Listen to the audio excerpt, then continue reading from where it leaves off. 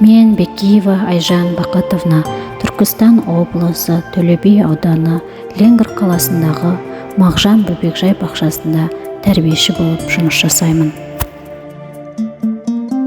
Көлеңкедегі әрбір ұлы адамның артында оның ұстазы тұр. Педагогсыз керемет суретші, жазушы, музыкант немесе математик болмайды.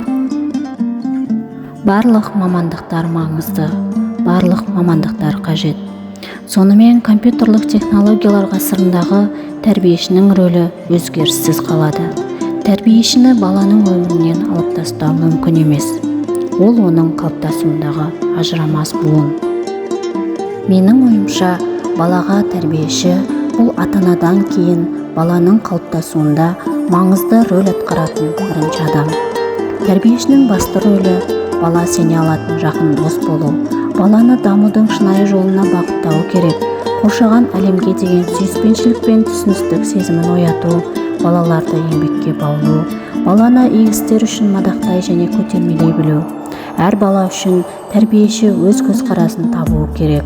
Баламен ортақ тіл табу үшін тәрбиеші жауап беріп, баламен бірге армандай білуі керек. Тәрбиеші болып жұмыс істеу дегеніміз күн сайын балалармен бірге өмір сүру.